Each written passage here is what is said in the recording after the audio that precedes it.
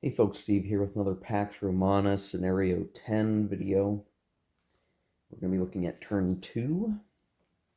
Last video we did turn 1, which is supposed to be 300 to 275 BC. And turn 2 is 275 to 250. I look at the turn marker track. So still quite in the early game. The victory points have the Seleucids and Carthage tied at 8 victory points, and Rome not too far behind at 6. So it's not a completely disparate game. The Romans had a batch of good luck with the naval ambush that sunk Pyrrhus of Epirus' army. Something that, again, I mentioned this in the last video, if we were playing a scenario with a Greek player, it might not have mattered. That might not have happened because they would have landed in Pyrrhus would have landed in Magna Graecia and moved by land, but due to the way that the rules would have worked, um, I think the Greek units would have been hurt, or at least I don't know. I don't think they could share spaces, so the Carthaginian controlled Pyrrhus had to go by naval, and that situation happened. You could probably get around that by sort of house ruling that the Pyrrhus of Epirus army can move through Greek units uh, without being hostile to them or something like that. But that might be too many extra rules. I don't know. So be that as it may, Pyrrhus is gone. He would have been gone at the beginning of this turn anyway during the removal phase. And what I've actually done off camera is a lot of the initial stuff. So we did the income phase. We did the Seleucids Babylon booty call. He actually lost some money for that. And then we also took into account the corruption rule, which oddly enough did take one talent away from kind of everybody. So it definitely put a leash a little bit on what folks were getting in terms of money. I also did the maintenance phase. So for those factions that still have galleys, they have paid for them. The Greeks don't have to pay for anything because they're not a player power. And then we got to the removal phase. And here's something kind of interesting. So the removal phase seems to suggest that all the leaders on the map are removed. And it doesn't matter if they're player leaders or not. The verbiage used at various points in the rules is you remove all leaders. So that would include Ptolemy, who was down here. All the player leaders are removed, of course. And I left them on the map to show this. Like, I believe the Greek leaders are gone too. Now, the only way a Greek leader comes back on the board is with a special card play that causes a Greek invasion. I think that seems to be the case. Now, it does make me wonder a little bit because now Egypt doesn't have a leader, right? And there's no, as far as I can tell, there is no function by which they will get a new one. So, just as a for instance here, you can see this is the one, unnamed standard leader. He's really Ptolemy, is what we have set up, but there's no other leaders that form a leader pool for the Egyptians. Now, there are named leaders that come with the deluxe version of the game. You can see there's Ptolemy the First, there's Ptolemy the Fifth, but these are intended to be used in the Diadochi uh, scenario because there's a historical leader progression, and those leaders are used for that purpose. Even though I believe you end up using Carthaginian counters for the rest of the units in that scenario instead of the Egyptian ones, because the Egyptian ones there's sort of a limit because they couldn't include a huge batch of counters for Egypt as a minor power. So there's this whole weird thing of like, okay, what do I do here? And this is a problem that would apply for scenario 5 and 6. Actually, the rest of the scenarios in the rulebook, I could not find something that clarified. And if I missed it and somebody's familiar with the game and can point me to it, I will give you a shout out if you can tell me. As far as I know, once you lose that leader in Egypt, you don't get another one. And in this case, specific to scenario 10, if the Greeks lose a leader, they don't get one unless you get a Greek invasion. Now, I looked over the Egyptian rules, and unless I missed it, and it's entirely possible I did, I could not find a function by which an Egyptian gets a new leader. So the beginning of the game, Ptolemy is there. Ptolemy's a pretty decent leader, right? Famous guy. Uh, okay, if the Seleucid player had invaded, the Eastern player had invaded Egypt, okay, you got to contend with a decent leader. Well, now that leader is gone, and we don't know when there'll be another one. So it may provide a greater incentive to try to invade Egypt. But once you do that, there are functions by which Egypt can purchase units to add to its existing armies. So make no mistake, Egypt is still a potent force, and so it is something that the Eastern player has to concern themselves with. They will have to deal with an offensive, aggressive Egyptian army maybe at some point. If the right cards and events come up, then they will have to worry about that. Or at some point, Egypt is a valuable set of uh, territory to take. You've got Cyrenaica, which is worth a talent. You've got um, a town that's worth some talents. You've got a city. You've got the 3 talents for Egypt as a special province. There's definitely an incentive to head on down there, and maybe sooner the better, but still a lot to deal with. So the East player still has to figure out what they're doing there. And everyone else lost their 2 leaders.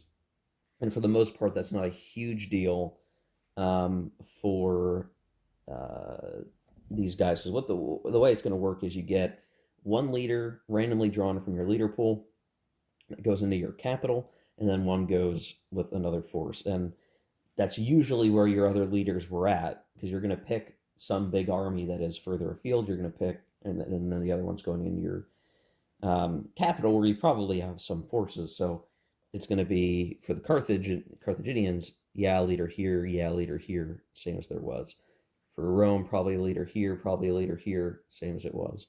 Um, and then for the East, it's going to be the army that used to be commanded by Seleucus, and then Antioch for the capital. So nothing too crazy there, but that would be the next step is the leader selection phase. But I wanted to do the quick intro just to kind of talk through the odd stuff. Like, okay, the Greeks aren't going to get new leaders.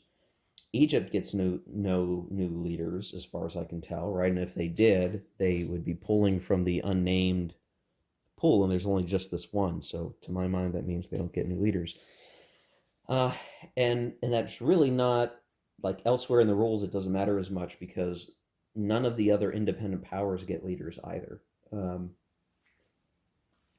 the stationary ones, I should say.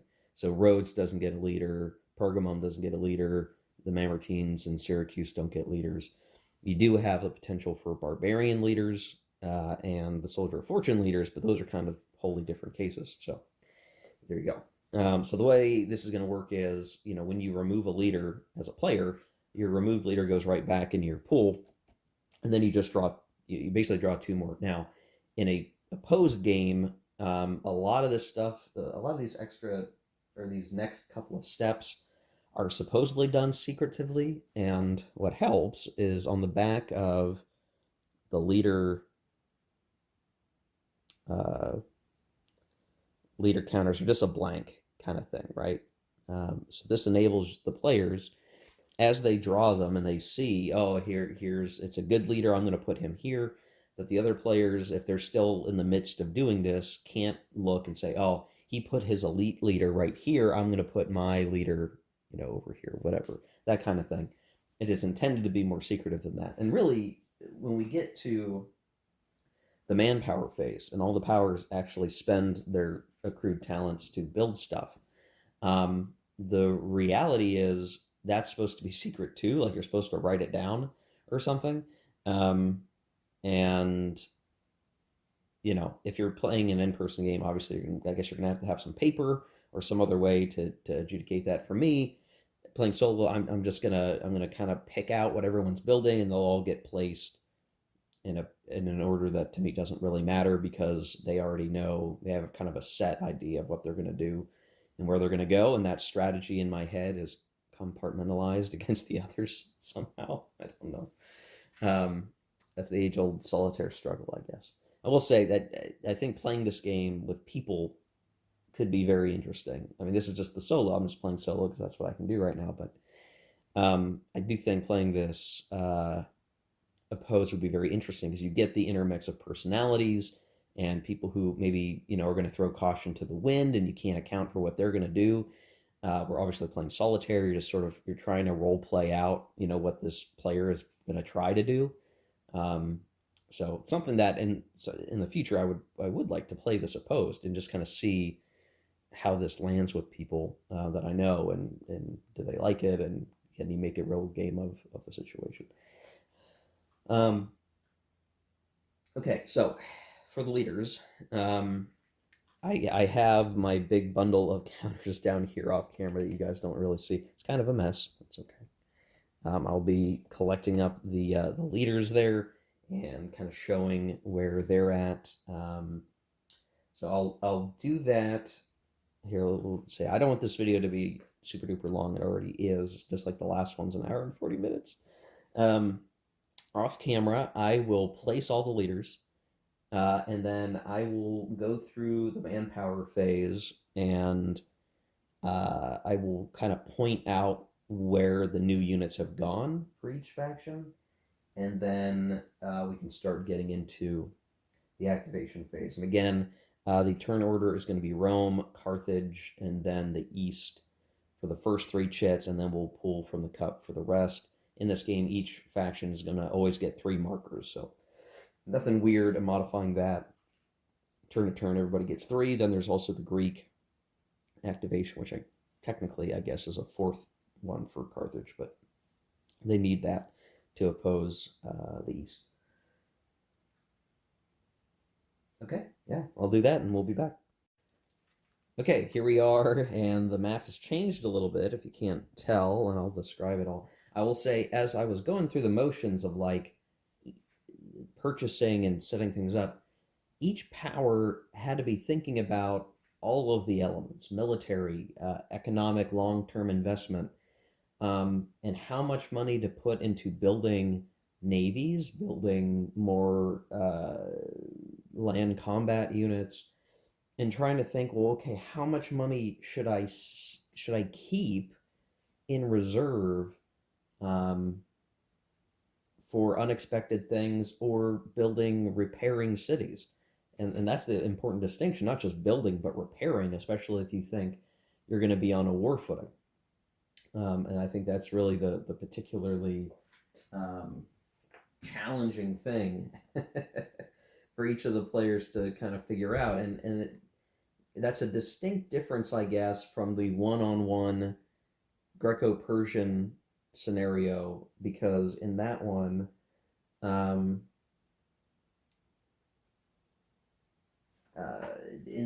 it was basically, if you wanted victory points, you just needed more than your opponent of anything, whether it's GOP or Civ points or whatever. And so you were just drawn directly in one way or the other. You would act in whatever way you thought would get you above the bar of your opponent, and you'd be in pretty good shape. And that direct conflict aspect just meant that it could go badly for one side very quickly.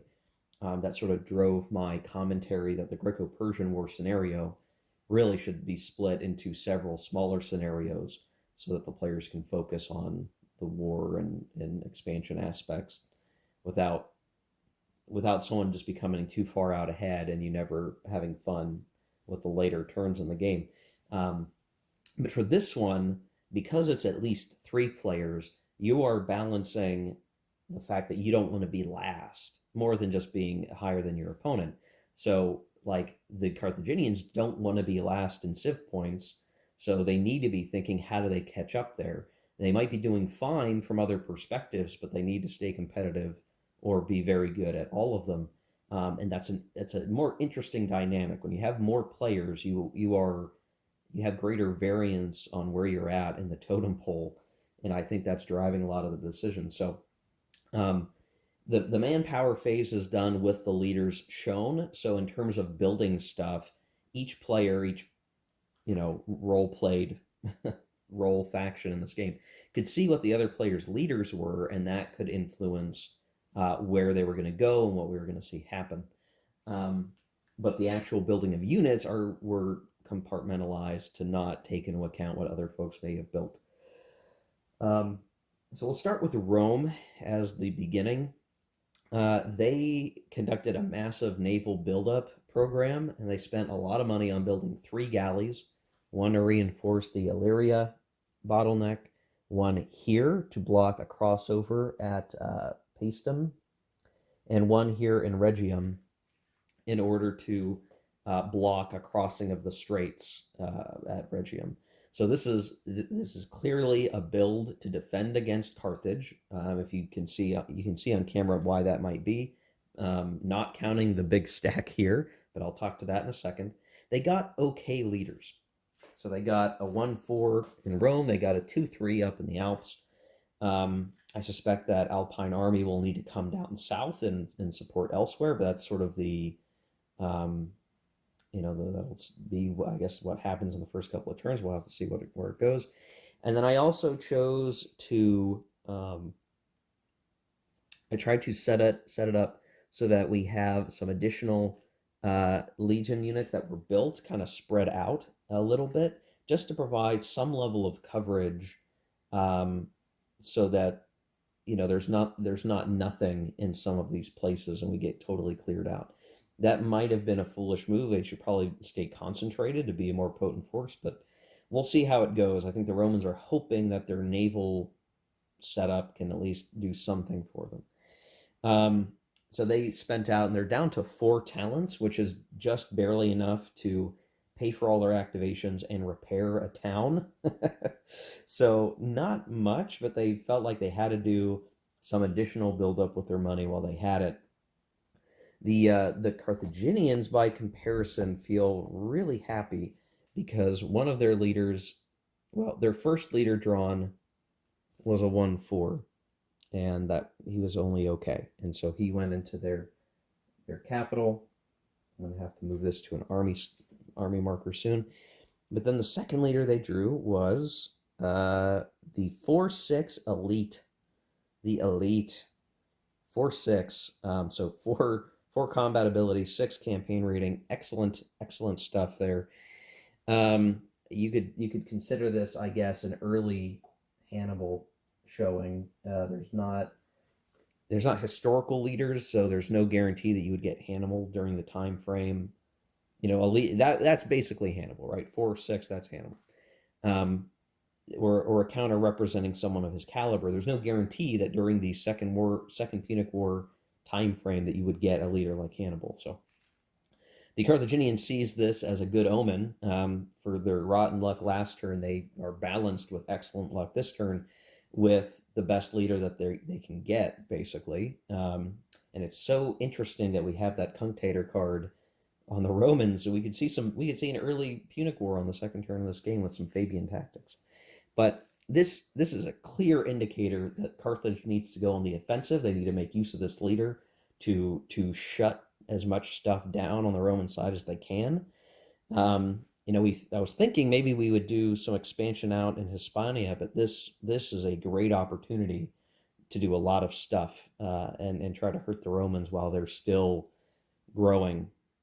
And so with that, because the Carthaginians didn't spend any money building towns or cities last turn, they're trying to figure out a way where they can put some funds into that this turn.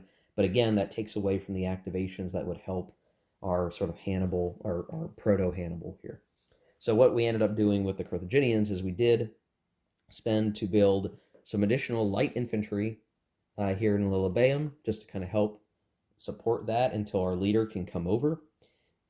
We got some cavalry added and some heavy infantry added to this stack in Carthage to sort of shore up the strength of the army there, so that the leader can take him with him on a journey out. We also built a fair number of new galleys because the Carthaginians lost some.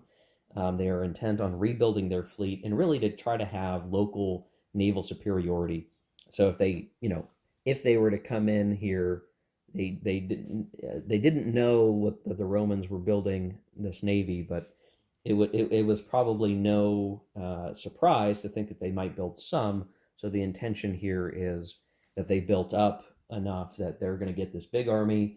We're not going to see a disaster like Pyrrhus. We're going to defeat the Roman navies. We're going to get onto the continent. If we have to go through Sicily, we'll just go through Sicily. We'll take out these guys and then move on and consolidate control of the Sicilies. But this is a strong Carthage turn. They still have 8 talents left in their bank. That is earmarked for improving Lilybaeum to a city, or Utica into a city, which the only tricky thing is they don't necessarily have a plethora of heavy infantry to do that with, but any amount of money sort of saved is okay, and we can have that in the treasury for any particular reason we may want, including if we take some cities or towns, we can immediately spend out, or not immediately, but when we can do the activations, we can spend the money that we have to repair them and get them built up. So really looking like it could be a very strong turn for Carthage. For the East, by comparison, they too sought a naval build program. So they built 3 galley squadrons here. Their intention is to clear the Greek galleys to open up the movement highways for the territory held by the East. It is important to be able to do that, especially if we need to react to an aggressive Egypt. So that's sort of a major, like, hey, we are going to go take care of that. There was a slight buildup of a light infantry in the capital, and then I think that was it. I don't think I built anything in the army there, because they didn't. The East did not have a huge amount of money because they lost money due to the Babylon booty call.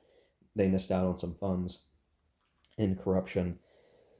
So the East player has 6 talents in the bank that is intended and earmarked for paying for activations, obviously, but to also potentially build some towns up here in Cappadocia to again reinforce the growth of the eastern areas here. They did get pretty good leaders. They got a 2-3 in the capital, so that's pretty good. And then they got a 3-3 off on the army marker thing over here, which was the former Seleucid army. So in terms of combat ability, this leader is actually better than Seleucus, but he doesn't have as great a campaign rating, so he may not be able to go as far, but he's going to certainly fight better. And I would expect that much of Asia Minor is going to get conquered this turn, or converted over to Eastern control. It's very likely. And so the East is feeling pretty good about the turn as well. And so I think the only faction that's nervous with the end of the Manpower Phase, where everyone sees what everyone built, right? You finally reveal everything. Rome's feeling a little nervous, probably, just because they're going to be under the gun here for a little while. And very specifically, they do not get access to their cavalry, their cavalry thing, and I'm trying to find it. It's not until turn 3, I believe. Starting with game turn 3, yeah. Integrated cavalry, blah blah blah blah. Yeah, not until then. So the Romans can really only build legions. That's all they can build. They can't build light infantry because they don't own any territory that can provide light infantry. They've not expanded in Narbonensis, maybe to their folly, so they can't get cav or light infantry from there. They're not in Gaul yet, so maybe if the Carthaginians hadn't gotten such a good leader, they probably would have expanded into Gaul this turn. But at this point, we are expecting there to be a pretty nasty Punic War unveiling here very soon. and the Romans don't quite have a good enough leader. That basically the Romans are consciously aware of the fact that they're going to fight a battle where their leaders are going to be not as good, so the Carthaginians are going to get a couple shifts for that, and they're going to have cavalry superiority, very likely, which means there's a couple shifts for that. So in any given fight, there's going to be 4 shifts, I think, in favor of the Carthaginians if you don't count combat factor numbers. So it's going to be 3 to 4 shifts, maybe even 5 shifts some of the time. So that Fabian tactics card for the Romans is probably going to be super duper important, actually, to ensure that the, something can be done to shut the Carthaginians down if they actually make it into Rome. Carthaginians might just simply be happy taking the rest of East Sicily and consolidating control, which would put Rome under a constant sort of threat of being invaded because they have multiple avenues into that territory. So, yeah. So that brings us to the activation phase. So the first activation is the Roman activation. They pay their 1 talent. They, oh, interesting. They get a tactical surprise card that they're going to hold on to. That is significant. So they have both the Fabian tactics and that card. It could actually, this is actually a huge help for the Romans. This depends on how things play out from here. So, okay, I need to go figure out what the Romans are going to do. I'm going to probably just do most of that off camera so you guys don't have to sit through it all. And we'll see where things stand before the Carthaginians go. Okay, so the Romans have I think you have to play a held in hand card. I'm trying to make sure I understand it.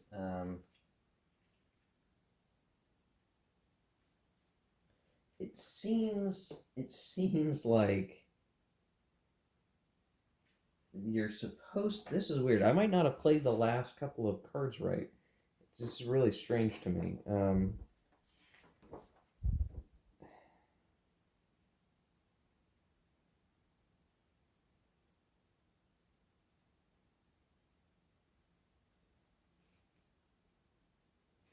So, okay, so the rulebook does say you can play the card during any player's operation segment. So I don't have to play the Cunctator card yet, and I don't have to play the Tactical Surprise card or anything like that for the Romans. So what the Romans have chosen to do is they did move their Alpine army uh,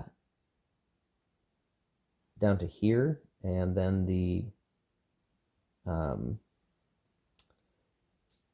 up, and then I moved with my minor moves some legions around at some of the critical landing areas, so that for the most part, wherever the Carthaginians would want to go, or where they could easily end up, there is at least one unit there.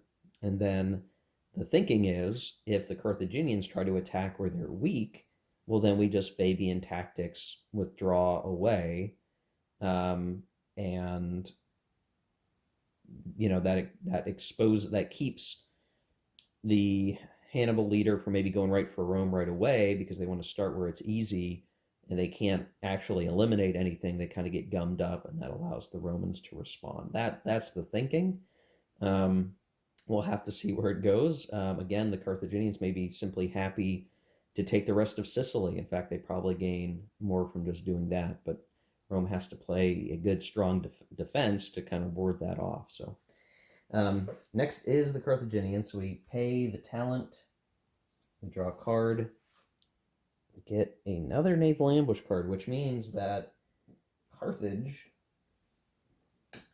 is actually sitting on 2 Naval Ambush cards, which right now they haven't had a reason to use. That you use it in response. You can't use it to benefit you on some naval attack that you initiate.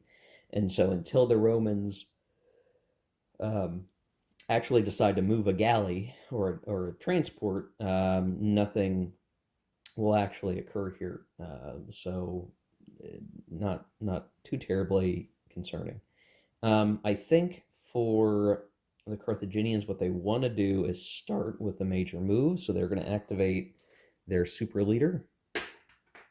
And he just rolls a 2, but because he has a 6 campaign rating, that's really 8.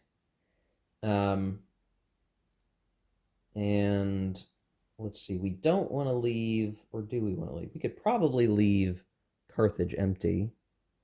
That's not really a problem. And so I think what he will do a naval move, transport to here, and then I am going to use the army marker just because this is going to get congested very much.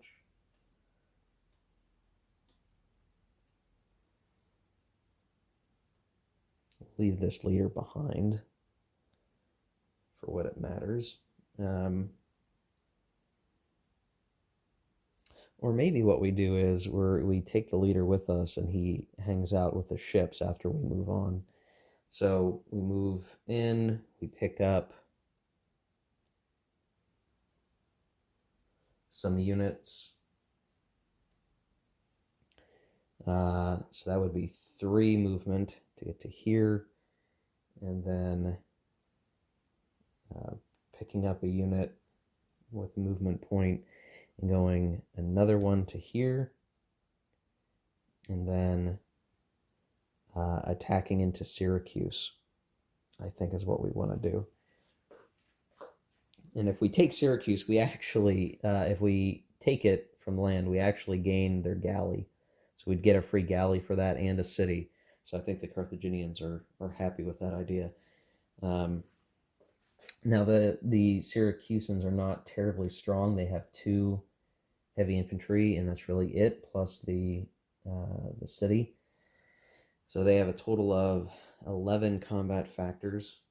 The Carthaginian army can't use its elephants, can't use its cav, so they have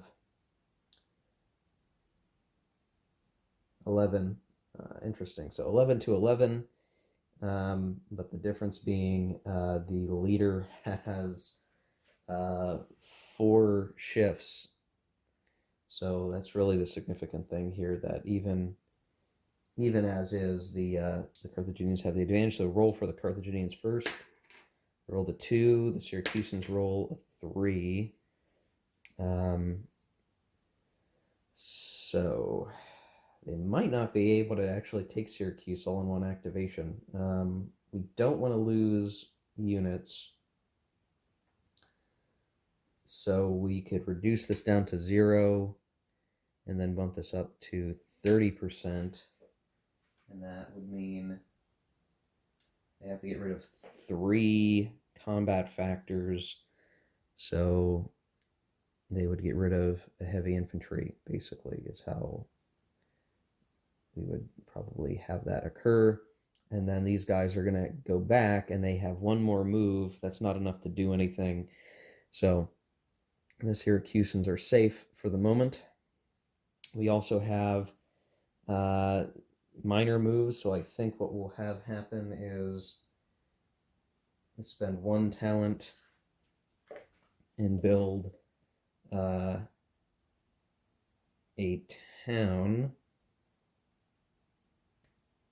in Baetica off camera. Let me find my stuff for that. 2 talents. We get rid of a garrison. So now we have a town in Malacca. And then for other activation, I think we're going to activate the other garrison there. And so what we had a light infantry out here previous turn. We broke them down into 2 garrisons. We've now, with our minor moves, created a town, and we move the remaining garrison over here, which means we have the majority of spaces here, even with the tribe, and that means we get control of Baetica, which is important. So this was a good expansion move that was needed, not just the combat that was performed, where we're going to get a civ point increase, and we're going to get a province control increase, which is needed to stay competitive here for sure. And if we get those cities, Carthage is going to be feeling pretty happy. But that's the end of the Carthage activation. I just want to show you kind of how you would implement a move to do as much as possible, right? You move a big army to do a lot of stuff, and you try to gain some territory. You also, via long term, make little minor moves that pay off over time, where now we have a presence in Hispania, Nova Carthago kind of thing. And finally, we have the East player paying their talent, getting their thing. There's some bountiful harvest. We'll roll a die for that. We get a 4, which I think we've gotten before for this roll. Oh, no, we have not. So this is for Rome. Rome is in control, and so they get a stability increase to maximum. That's good for them. Okay, so now the East will go, and I think I'll do this off camera, and we'll come back and we'll kind of see where things have ended up. Okay, so the Eastern activation is complete. It's actually a pretty straightforward set of actions. I'm feeling pretty good about it. They used their leader in the capital with the new Seleucid battle fleet, and they came down to here. The galley retreated with the other galley in Cyprus, had a roll for stopping for continuation and failed. These guys were able to continue going, and we had a naval battle here. Amazingly, the Seleucids won by a single point.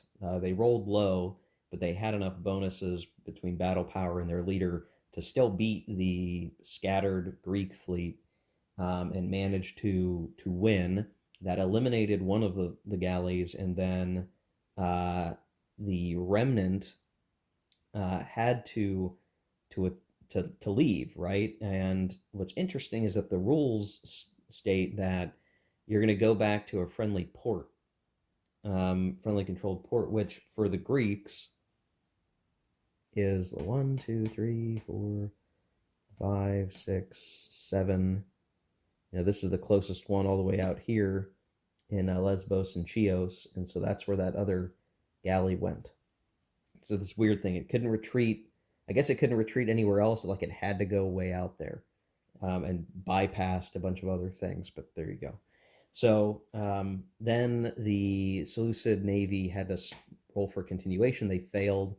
So these guys are in Cyprus, which is fine, by the way, because Cyprus is controlled home territory for the Seleucids, so they're not in danger of losing their fleet, for a fleet sitting in an empty port, because they do in fact control it because it is home territory. So that was good. That was really the purpose of the major move. I would have liked to have destroyed both of the Greek fleets there, just to weaken them. But getting them booted out of Cyprus and the coast was really the important thing, which opens up the travel lanes for the east. So they've successfully achieved that. With the minor moves, we moved 1 light infantry here just to kind of help protect the path in Judea if Egypt goes aggressive. And then we turned one of our garrisons here in Cilicia to a town. So we paid the money and we took care of that. So all is well there. And I do realize I'm not going to have enough talents to build any more towns or cities this turn. So small investment. It works out well enough. All good stuff. Maybe we'll get lucky and we'll get some money via an event or something as the East can be able to build more. But good, steady expansion, setting things in order. I think the East player is happy with the situation. So that is it for their activation. We're now going to start going to the cup for the rest of the activations, and we will pull the next chit, and it is Rome. Okay, convenient for the Roman player. They get to still do something before the Carthaginians show up. We pay our talent, and we get revenues and stability. If you have less than 3, yeah, we do. We have less than 3 talents in our treasury, subtract 1 from stability. Okay. It's not a big deal because the Romans actually have pretty great stability at the moment. So what shall we do? Well, we know we've got one more activation which we need, which means we can't do too much more. Um,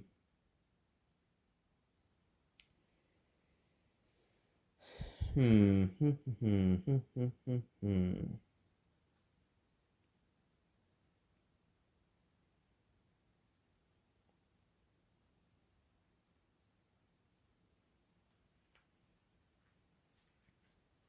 Yeah, this is tough. I'll have to think through this. We'll play it up as Rome.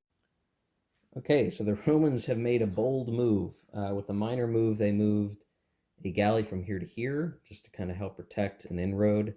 And then with the major move, they activated this leader who came through here, knocked out a Carthaginian garrison, made another crossing over here, and knocked out a garrison in Sardinia.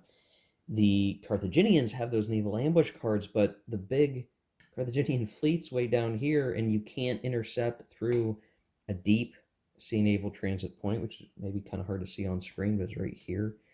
And nothing else was in range. So it's sort of a mistake on my part. I moved the fleet up to here to be in a nice central position, but we couldn't actually affect. I should have moved this fleet like I don't know. I should have just done things differently as the Carthaginians. So now what the Romans have done is they shortened the avenue for a Carthaginian movement and set of operations, and have deprived the Carthaginians of Corsica and have deprived control of Sardinia, though they've not taken it themselves. And with another minor move, I got a legion that was here that was maybe going to help set up a town in Genoa. Managed to do some naval movement to get up and join the army to replenish the missing legion that was broken down. So I rolled a maximum movement point, so they were able to do the two naval sort of moves and then a breakdown. So this puts the Romans kind of in a weird position. They decided to go for it, thinking if we take the initiative, if we knock the Carthaginians off balance, knowing they didn't get quite where they wanted to down here, we at least keep them from just making all gains this turn. So feeling pretty good. This will also enable the Romans to be able to build some light infantry, which they can use to absorb losses for their legions, so they can at least get some additional unit types involved. Now we still haven't gotten an Arbanensis, but that's the rub. All right, so we'll go to the cup for the next check, and we get the Greek activation. So the trouble with the Greek activation, at least from the Carthaginian standpoint, is there's not really any leaders. So I have to think through like what can actually be done, knowing that we're only going to get a die roll's worth of activations. So I think what we'll do is we'll move. Let's see. We'll move this unit as a minor move. He gets as many as he wants, but he just needs 1, 2, 3. Sort of build up something here. Move this guy. Let's move 3. So we could do that. Put something into Pontus. And then for this stack, that is actually decent strength, we are going to roll. We get 4 movement points. And so I think what they'll do is go 1 and then 3 there. And they have to roll here, and they're fine. So they don't have enough movement points to actually attack, but this puts pressure on the Romans a little bit, because now we have something in Magna Graecia. It's not enough to deprive the Romans of control, but that's a 9 battle power army that is dangerous and will just prove to be a challenge to deal with over time. So I think that's what the Greeks can do, and have that be a sane action. We'll go to the cut for the next chit, and we get Carthaginians. So pay for the talent, and they get an ambush card. So this is if you enter a land transit point, which there's really not any in any areas where the Carthaginians care. So nice to hold on to. Carthage is getting all the good event cards, but they can't really use that one right now. But good enough. So I'm going to think through what the Carthage player will do. They've got to decide. Do they? They're not too worried about the Romans getting down to Carthage because they've got that naval ambush. But they've got to decide: are they going to go fight the Romans in Sardinia, or are they going to try to take eastern Sicily? And really, any of these options are worthwhile to some degree. So we need to think through it. Yeah, when I come back, we'll show the aftermath. Okay, here we are after the Carthaginian activation, and I realized after the fact that I did things out of order. I probably should have waited for another activation or a different activation so that I could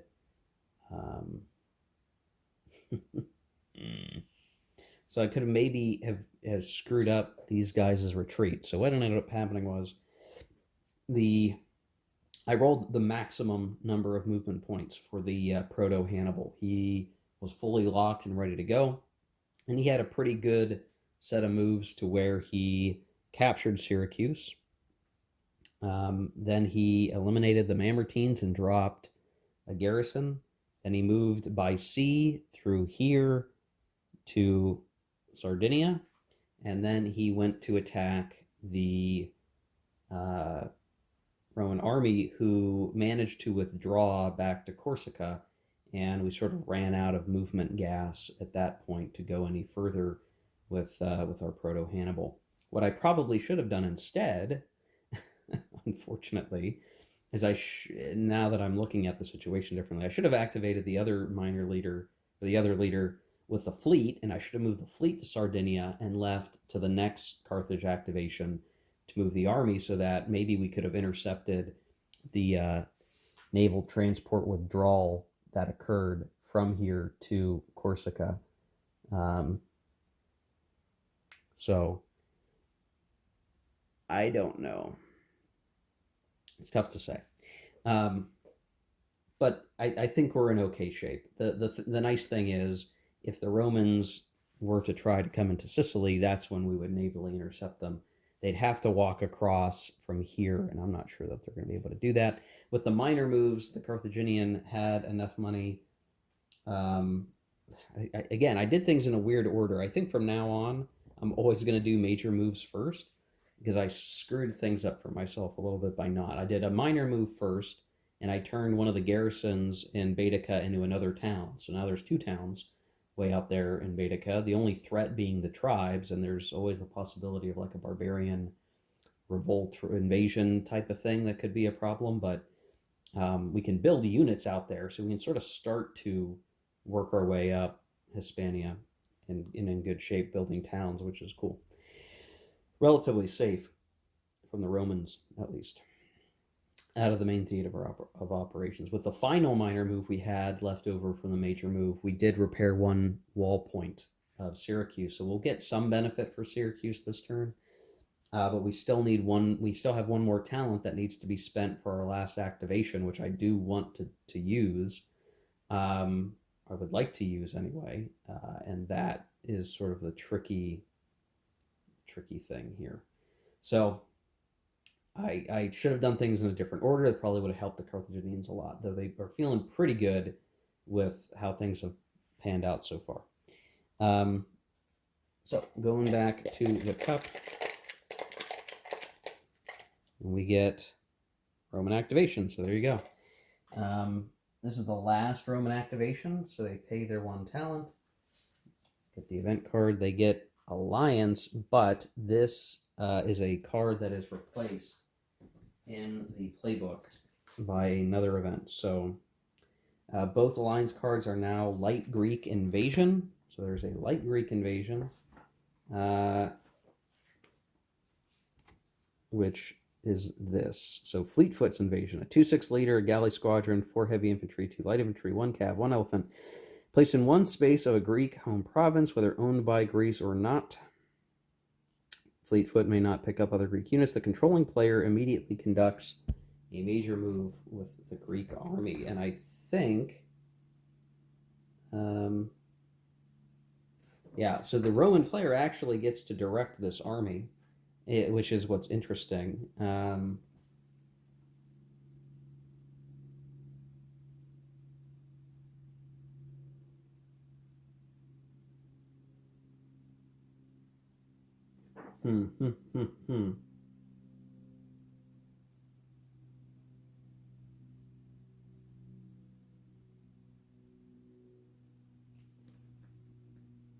Well, there's some interesting things we could do. We could potentially come over here and pick up this set of guys and go elsewhere. That's something we could try to do, but it would be funky to do it. So let's try to get this figured out here, right? We've got, this is a lot of heavy infantry. 4 heavy infantry, 2 light cav, or 2 light infantry, I should say. 2 light infantry, 1 cav, 1 elephant. And I don't think we've had any Greek elephants in the game until just now. And a 2/6 leader, which is pretty good. That's pretty good. It's not the best, but it's pretty good. So where do we want to send this guy? Here's the 2/6 leader. Okay. So we'll roll the die for activation. You know, it lines up with 8 movement points. So I think what we'll do. Oh, and he gets a galley. All right. So we've got a galley. He's going to spend 3 movement points to get to here. Pass through here. Spend a movement point to pick these guys up. So big old awesome army. And then we'll spend another 3 points. Through continuity. And he's good. And we will, let's see.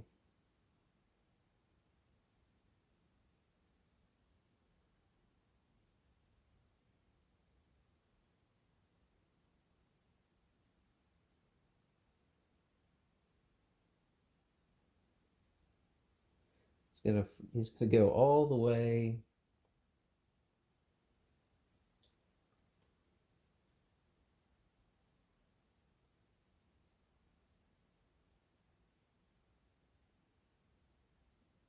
That was a tough choice.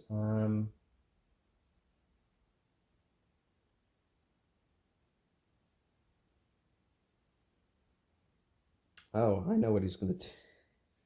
Yeah, he's gonna send this guy to Nicomedia. So there you go. Big army, way out there. That's really as far as he could go with all the movement points. We effectively removed the army. Romans had this leader come pick up these hoplite warriors who were trying to take Magna Graecia back. Said no. We got to go east, you see. And they went all the way out there. So there you go. That is what the Alliance card did. A light Greek invasion. That seems like a pretty big Greek invasion, in my opinion. But there you go. So way over there. And now the Carthaginian player could activate that army to do other stuff. But if they do, they're probably more likely going to use that to push against the Eastern player. So the Roman player actually did, I think, something very smart by doing this, right? To say, well, here's some stuff that is of concern. Why don't I remove this threat and put a threat against the Eastern player who has the potential to grow unmolested by myself or Carthage? So there you go. Interesting dynamic. And now for the actual Roman activation itself, that's sort of the key thing. What do we do? And this is going to be one of those things where it's like, well, you could see the Romans get a little too greedy. So let's say we do a major move with this leader here. They get 7. And let's see, 1, 2, 3, 4, 5, 6, 7.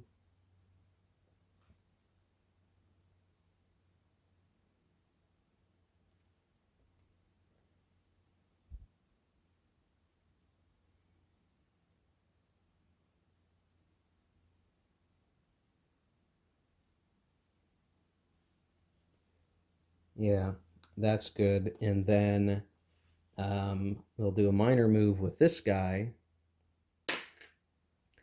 and would go I better make sure.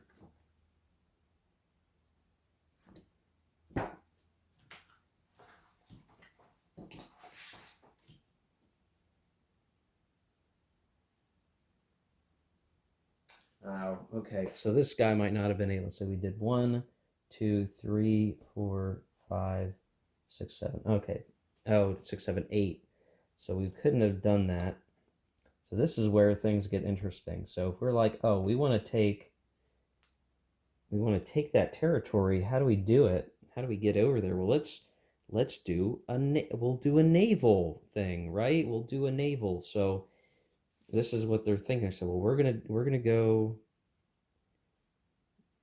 So we want to leave this here, but we're going to go 1, 2, 3. Oh no, that doesn't really help them, does it? No, I guess that's how they would do it. They would go 1, 2, 3, and then they would use this galley to spend 4 to come through here. And so it's right here where the Carthaginian player would play, or not ambush, they would play Naval Ambush. And so here you would have, because I believe this is 1, 2, 3 away, the greedy Romans get intercepted, and they are almost certainly going to lose this fight. Almost assuredly, because this is a massive Carthaginian fleet that has 1, 2, 3, 4, 5 battle power versus 2. It's almost impossible for the Carthaginians to lose. And yeah, that's a paddling.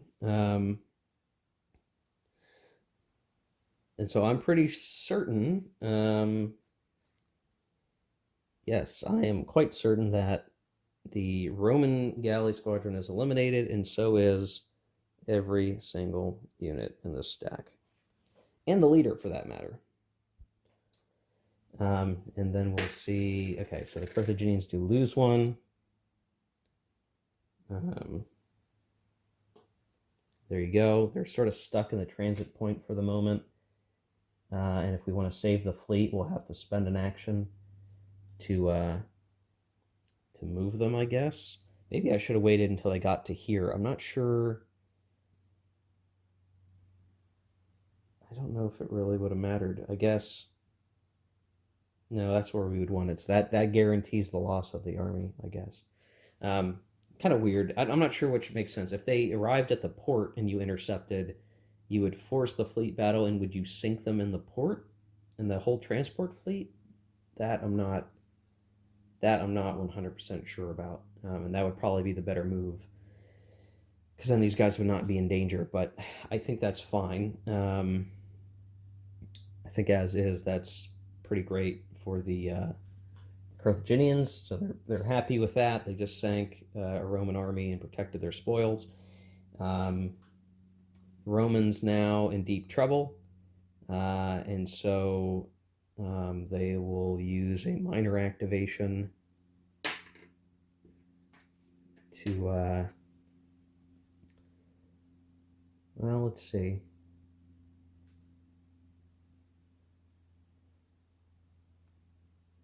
Do 1, 2, 3, and take that just to be an annoyance.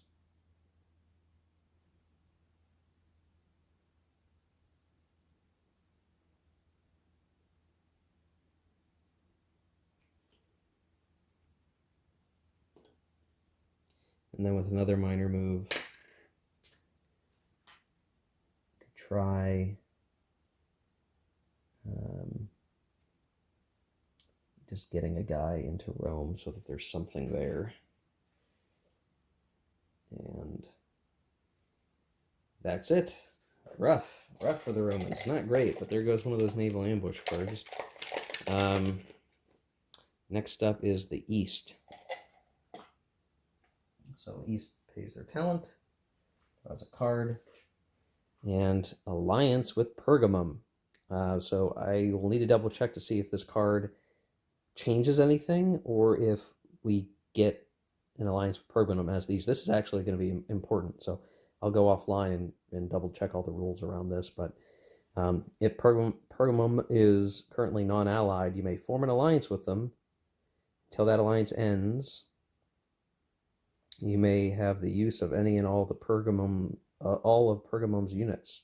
I'll have to see what else matters here, because ultimately the East would probably prefer to take Pergamum, but at the moment they're kind of farther away, and the East wants to consolidate over here. So this is a great opportunity to clear out some Greek units, I think, or at least cause some problems for this uber stack of Greeks up there. Okay, so the alliance with Pergamum, just there's a little marker to show this. I'm not sure where you're supposed to put it. I'm just going to put it next to Pergamum. It says East controls Pergamum. They have that alliance, and so we don't get a huge amount of forces, but gosh, this is just a great time to whittle away at the strength of the Greeks in their given situation, and hurt them, or at least throw some fodder in the way of the Greeks that allows the East some level of, we'll say, freedom. Now, the thing is, I believe whatever these Pergamum units take over become independent as part of the Pergamum, setup or entity. So we don't immediately get it to the East. And what we could end up doing is, I think there are some ways to try to suicide independent powers that you control and open the door for the East. So there's a lot of things that the Seleucids could do with these guys, but I think they're most advantageous as a supporting function against the Greek forces in Asia Minor. So with that in mind, what I think I'm going to do is we're going to set ourselves up a little bit here. I'm going to do a major move with our good leader. He gets 8 movement points. I think the real question is, can this army take on that Greek army? I'm not sure that they could, because I'm going to have to take these guys and replace it with an army marker like so. I don't know that they can, because this force is so good, so big, that we've created for ourselves, that I don't know how well this would go. So the big uber stack of Greeks comes out to be 3 times 6, 18, 23, 24 combat factors. 24. And they've got an elephant. Whereas make sure I get that right, 18, 23, 24. Where the Eastern big army is a 20, it's 22. So it's actually not that different. And both players have elephants, which is interesting. Yeah, gosh, what's the right move here? Because it's a question of, can the Eastern player go pick on that army and do anything to it that will change the balance of power? I guess the main thing is that the Seleucid army has the elephant advantage, if you could call it that. So they definitely have the potential to defeat them. So I think what we'll do is we will have these guys. I have a Conquer card, but can't use it yet. I think we're going to have these guys go ahead and do some movement here to start, and we'll see how far they get. I'll do the rest of this off camera. Okay, so what you see before you is a massive battle that has been set up, and it's interesting how we got here.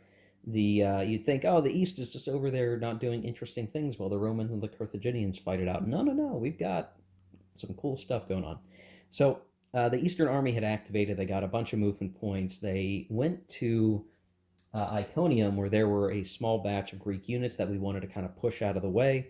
But those guys withdrew, and we chose to pursue them, thinking we probably could knock some of these guys out and kind of get situated and gain control of Asia Minor more easily. But they withdrew to a space that was within the interception range of the light or fleet foot, whatever, the Greek army, the Greek doom stack that was there. And the Greeks actually successfully invaded or intercepted into the space that is Ankara. Ankara, I think it's called now, Ankara, however you want to look at that. So there was a Greek garrison there. They don't really count for anything, but the set of heavy infantry that were there are now joined by the big Greek army, and we're going to have ourselves a great big fight. So you can kind of see the array set up here. The Greeks have an okay leader. They have 1 cavalry. They have a boatload of heavy infantry supported by 2 light infantry and 1 elephant. By comparison, the Seleucids have 3 elephants, 2 light infantry, not quite as many heavy infantry, but they are also supported by 2 cavalry, and their leader is slightly better in terms of tactical capability. Now, I thought it would be fun to set this up. Kind of looks like a mini Great Battles of History set up here. It makes me wish I had a battle board or something to put this on. I probably could fashion one quickly, but no time for that. So I have like the cavalry on the wings and all that fun stuff, right? So this is a pretty major battle. The Greeks probably have an advantage in just sheer numbers, where the Seleucid army benefits from greater combat composition of elephants that could be a force, a useful force to leverage, as well as more cavalry, and this could turn into something quite devastating. So yeah, I think this is a battle worth showing on camera, just because the array of forces. It's a big battle, a lot of different mechanics involved that could tip the scales. I do need to double check to see what order you do the elephant stuff, because that happens first. Each player decides, are they going to commit elephants? I think both sides are going to commit all their elephants, but I need to see if it matters if one side goes first. So one moment here. I realize I should have checked that beforehand. Okay, so the best that I can tell, the rules don't actually stipulate an order. And if you look at the results, I guess the order doesn't necessarily really matter. So I guess you just go, you just do it. So we'll just roll. We'll have the Seleucids go first. We get 3 rolls. Roll the first one. Just roll d6.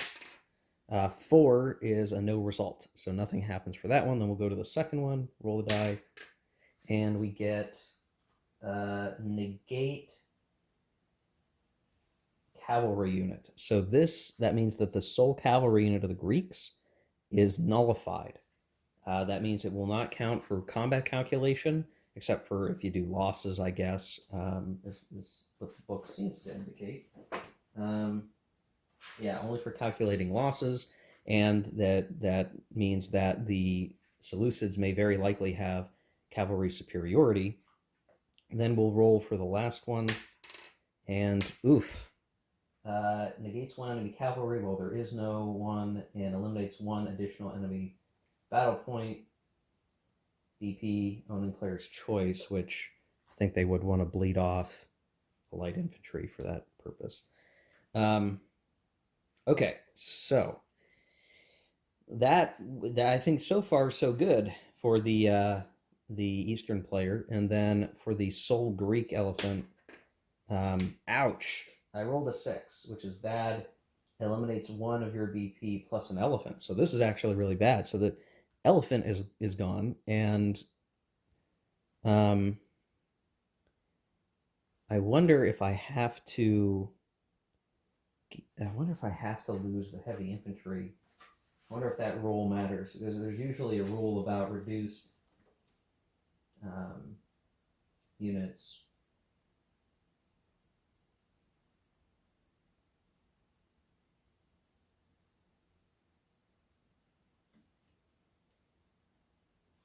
Yeah, I wonder if that counts.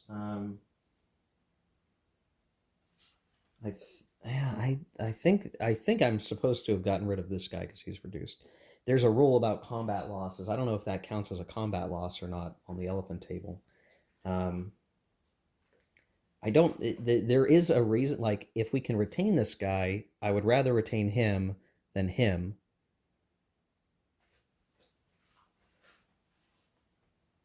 Um,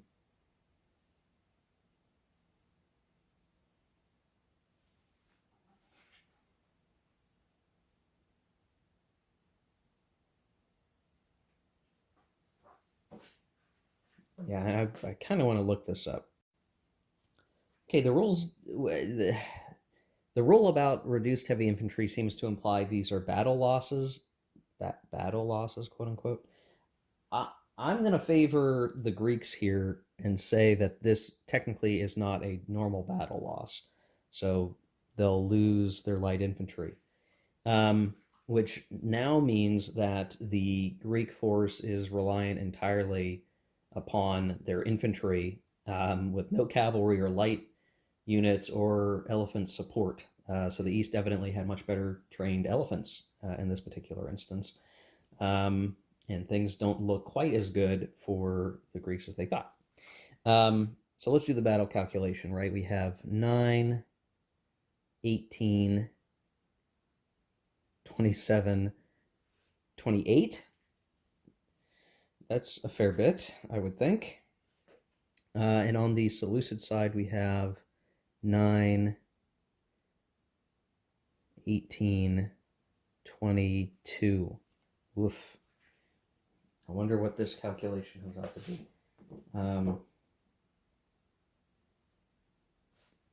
So 28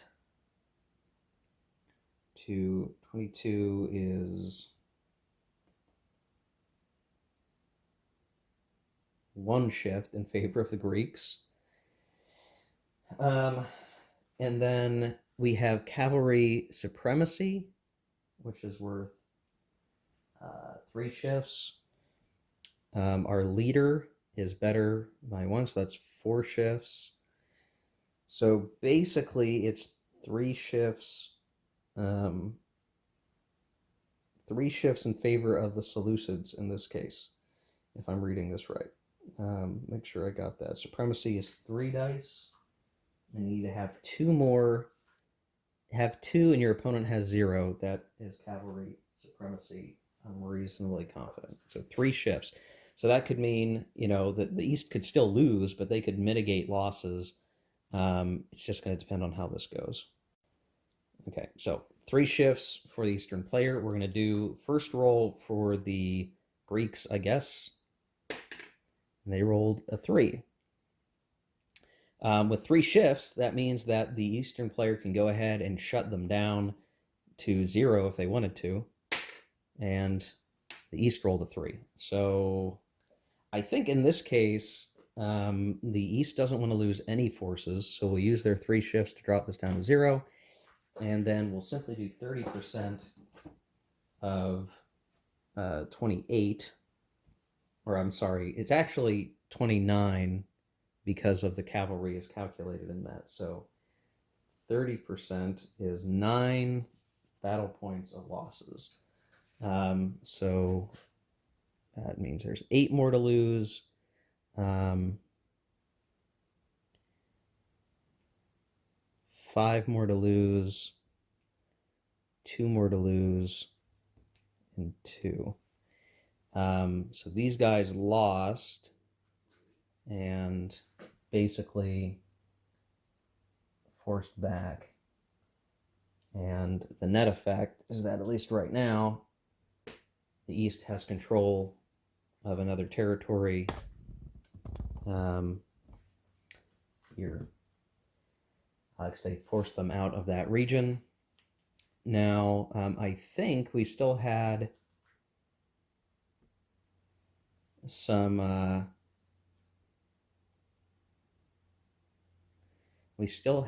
movement points, so we could actually pursue if we drop some units behind.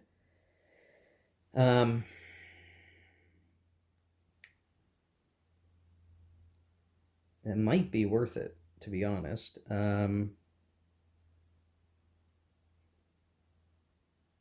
But I don't know.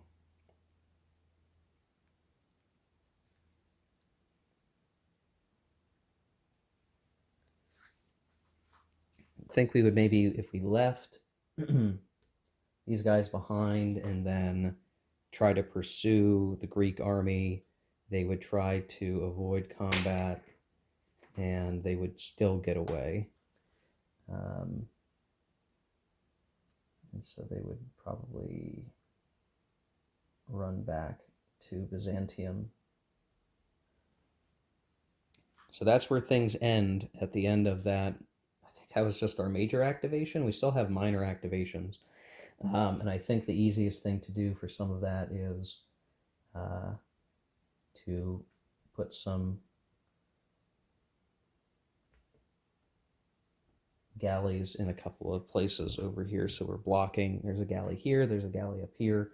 There's a galley effectively here still. So good move for the East. Interesting combat. Hope you guys enjoyed running through that. It was interesting to see the situation unfold there, and just to see the Greeks get walloped there. Good, interesting stuff. Okay, so that's it for the Eastern activation, which means we're down to just 2 more activations in the cup. Sort of zoom back out here a little bit, and we'll see what we get. We get a Carthage activation. Now, the thing is,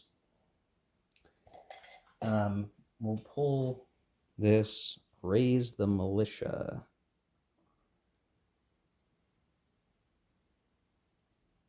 Okay, something to hold on to. We're at now, for Carthage, at our maximum hand size. Carthage has to decide, and I'll move these guys off camera.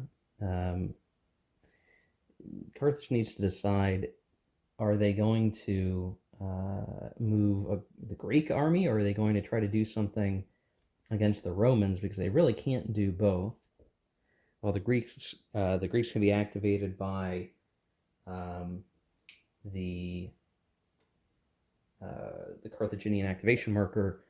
By doing so, they're giving up their ability to move Carthage stuff, or they get one major move. Would you rather have a Carthaginian army go or a Greek army go? I think the Greek army is fine to stay put. They can't help that they lost that fight. It could have been closer, but it wasn't. I think Carthage needs to do something over here. That's ultimately what they need to do. They either need to save their ships, or go on the offensive somewhere. Really unclear the best place to go. So I will think on this and we'll show the aftermath, and that will bring us to the last activation, which would be the east. Okay, here we are after the end of the Carthaginian action. So we did some minor moves to try to force the Romans out, but we didn't, because we weren't fighting with strong enough units, one unit at a time. We couldn't get them out. We did reduce them. With our major move, we did decide to try to save our fleet. They were able to actually get to a safe place. They passed their continuation roll. So kind of a lame Carthaginian activation, but they're willing to accept the results because they did get Syracuse. They're expanding into Hispania. Things are okay. One thing I had to correct: the battle over here. The Because of the way I did the combat, because the Greeks had lost the battle, but they intercepted, they were in the space. If the Eastern player wanted to retain control of Galatia, they had to force a retreat, which basically reduced the Greeks' losses by 10%. So there's this weird thing, like, I'm not sure how this worked out as the way that I thought it did for that big battle that we fought. Realizing that I screwed up things a little bit. And I'm trying to see.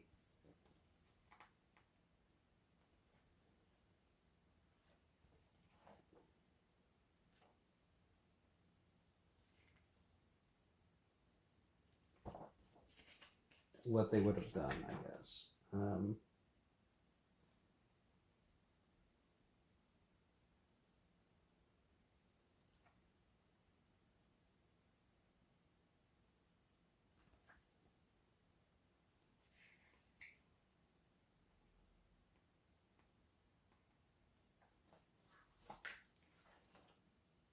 Okay, so here I had to go fix things.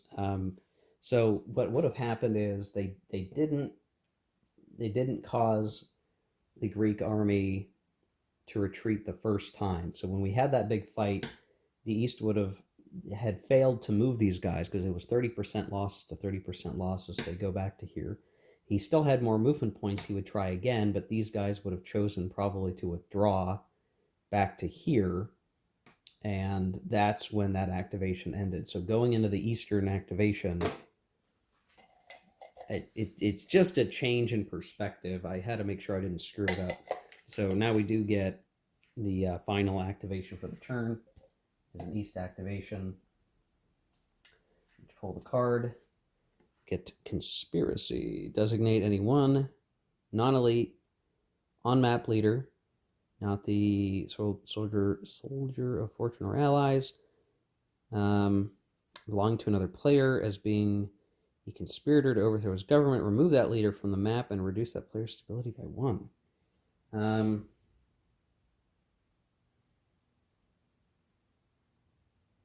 Do the Greeks belong to another player? Because we'd love to get rid of the Greek leader. I don't think the East player cares what the Roman player and the Carthaginian player leaders are even doing right now.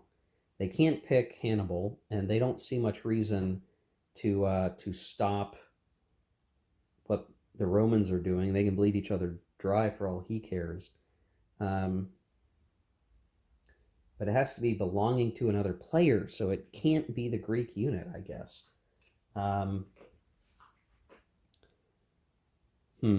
So not wanting to anger anyone in particular, but knowing that it would hurt the Carthaginians who are opposing him with the Greek army. He'd probably pick this. It almost doesn't matter what leader is chosen because they all go away anyway. So he just picks one. Doesn't really matter. Now the East player gets to do stuff. I do think let's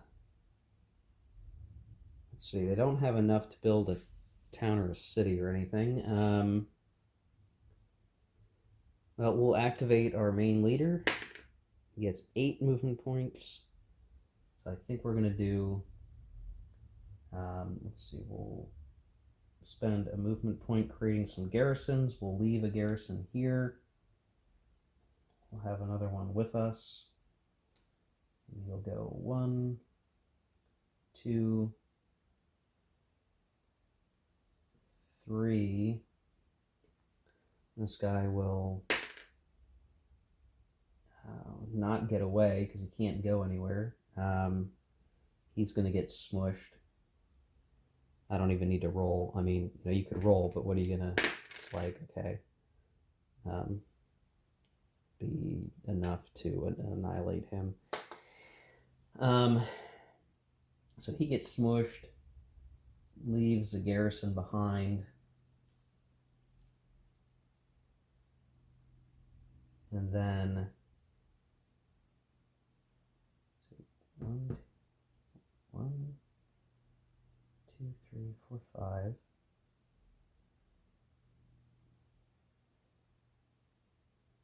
And then boom, boom.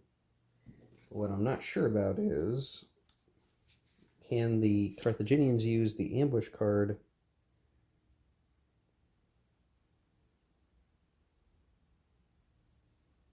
Yes, he could. So the Eastern player is like, okay, I have enough movement points to attack that Greek army again. Go 1, and when he enters that transit point, the Carthaginian player is going to play the ambush. So he enters the lane transit point, roll a d6, have the result. Rolls a 4, so 2. The owner of the army eliminates that number of BP from the moving army. So, step loss to a heavy unit. And then he continues on. And here it would be, would like to retreat, probably. Or do we make a stand? Maybe now's the time to make a stand, because otherwise this gives Pontus to the east, and we don't necessarily want to do that. So maybe there's another combat. Is that what we want to have happen here? Be a rough situation for the Greeks again, but again, it's the Carthaginian player doesn't have to care that much. It's more about what are we actually going to see happen here for the long term. So we'll see how it goes.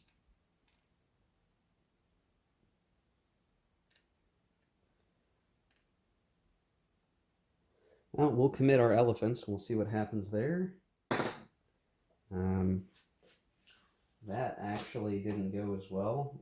First elephant rolled is eliminated, so that elephant goes away. Second elephant rolls, no effect. Second elephant does negate cavalry. So there you go for that.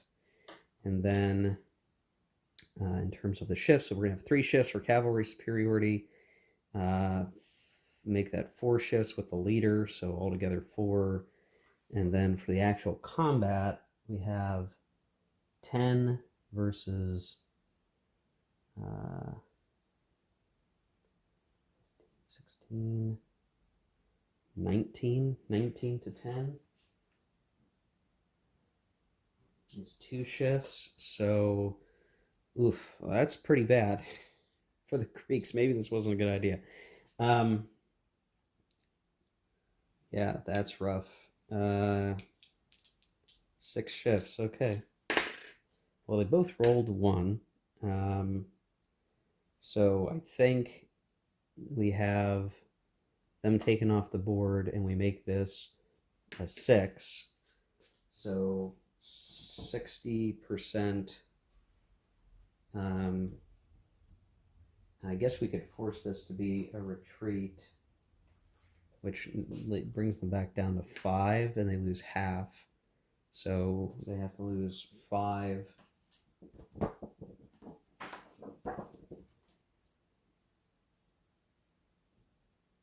They have to lose 6. So lose 5. And then these guys would retreat back to here, I guess, with their garrison. I'm worried I might be getting some things wrong, but I think we've got it. And I think these guys are content in that space because this provides control of Pontus to the east. And so I should just point out that this is increasing eastern stability every time that happens.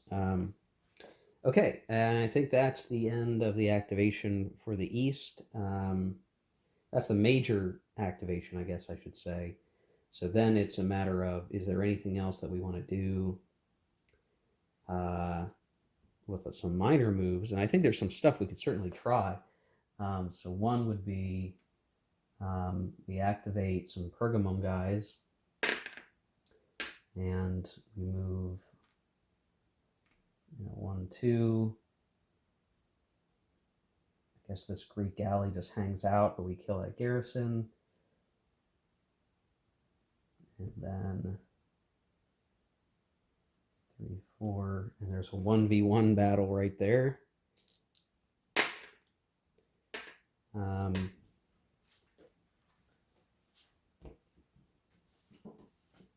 Which I think they each take a step loss, and he has to return back.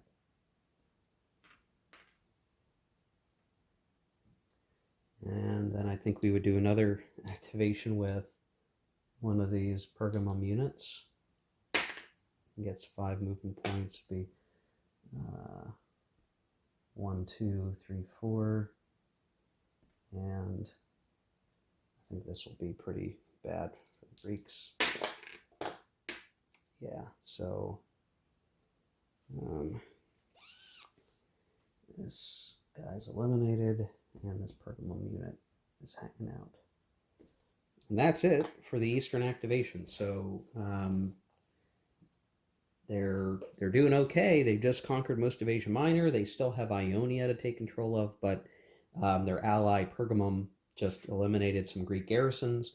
And what's kind of scary is that this is opening up a path to taking over Greece for the Seleucids, which that starts to pose a major danger for Rome and Carthage to have to worry about. So the East is doing well there. That brings us to the end of the activity phase, and I think we look at the attrition and isolation.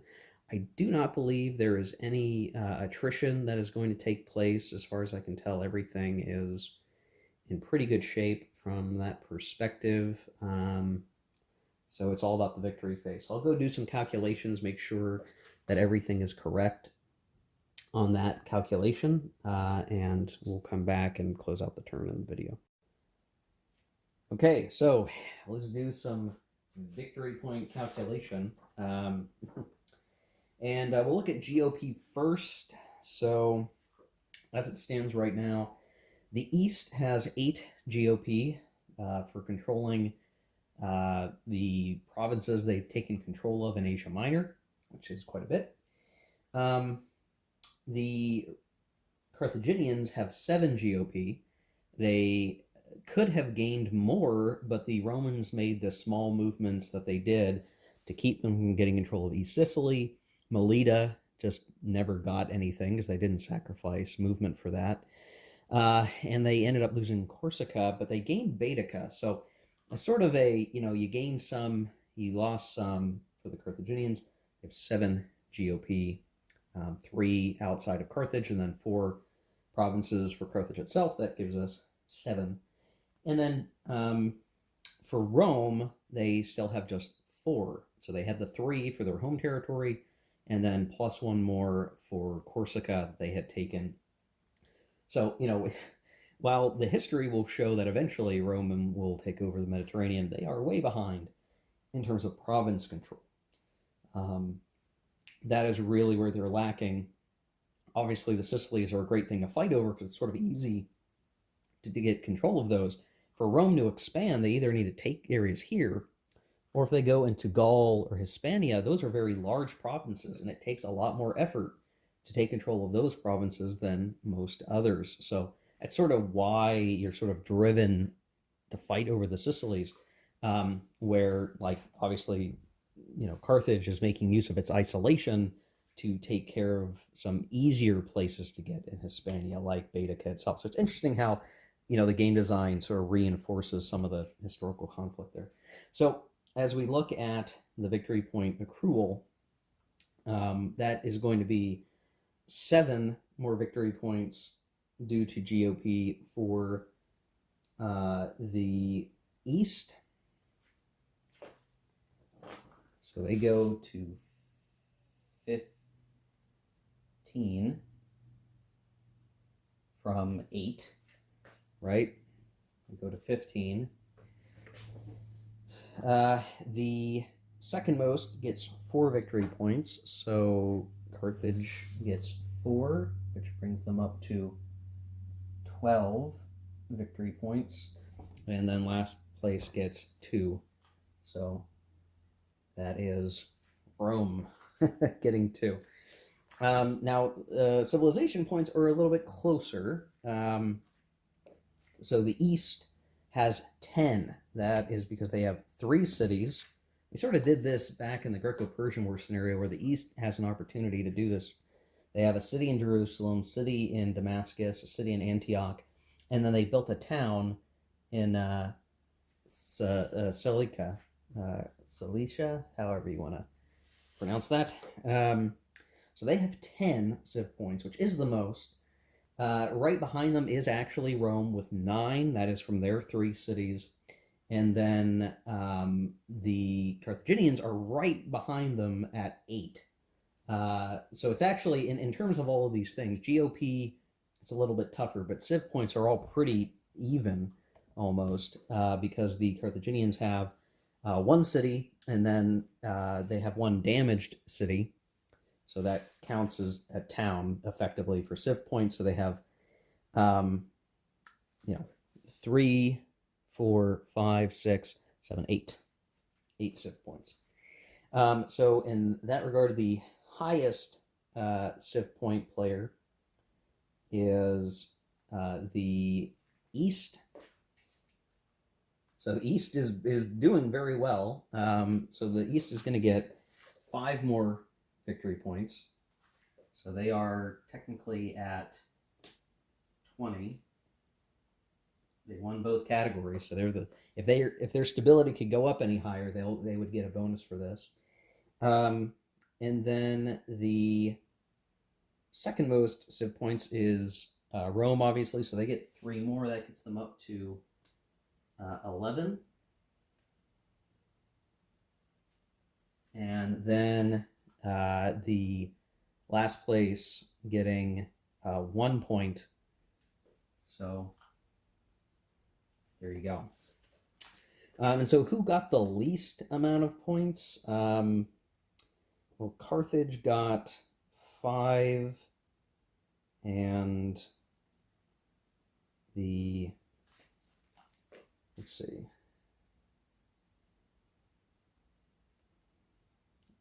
Yeah, Rome got 2 and 3, so 5, and Carthage got 4 and 1, so 5. So nobody loses stability for being the faction that got the least victory points this turn. But the net effect is the current leaderboard, the Rome leads at 20 victory points, which is a quarter of the way to victory. In this scenario, if someone gets 80 victory points, they win. So the East is quarter of the way there. They're presenting themselves as a major threat. The Carthaginians are at a measly 13, and the Romans are at 11. So Rome is still in last place, fighting it out with Carthage, who is in second place. And the East is so far still managing to do quite well and running rampant in Asia Minor, which is giving them an advantage. If the East can just hold and continue to operate, this may mean that the East runs away with it. And I think, because there's not a Greek player, that is sort of the game balance challenge that Carthage has to decide. Am I going to operate with Carthage stuff, or am I going to try to really contest the East? And honestly, it's very difficult, I think, to achieve. What I think Rome and Carthage would like to have happen is Egypt wake up and run a campaign against the East, and then I think that would maybe knock them down a little bit. But as it stands right now, the East is feeling pretty good about the situation. So as we look back at the results of the turn, how are people feeling? I think the Roman player is frustrated that they lost an army due to a naval engagement. So the naval stuff is interesting over here, but they're glad that they made some territorial gains and they put up a good showing. I think they're happy with that. They're just frustrated by their lack of expansion opportunities. I think Carthage is disappointed. They wish they could have done more with their elite leader. So they lost some stuff, they gained some stuff, and all it's really doing is kind of keeping them in the middle of the pack, which I think they're okay with. They're still set up to progress into the game as we go. And then I think as the Eastern player is pretty happy. They've gotten what they wanted to do. Their immediate short-term objectives have been met. Their longer-term objectives are on the way of being met. The Pergamum ally power allows them to throw some weight around in Ionia without risking their own troops. So they are feeling really good about that, as well as their urban expansion projects are going pretty well, I think. So all of that seems to be going well for them. Uh, those investments early are going to pay off. What they really want to do is continue to stay ahead. So that could mean they just continue to invest in towns and cities. They maybe won't be warring directly as much with the Greeks. If they can just maintain their current lead, then they can just keep coasting on those victory points and maintaining a stable empire. That might be their path to victory, honestly. So we'll see how it goes. That's it for turn 2, guys. We'll look at turn 3 next turn. Hope you enjoyed the video. Hope it hasn't been too long. I'm sure it's still a long video. So thanks for watching, guys. Take care. Keep on gaming.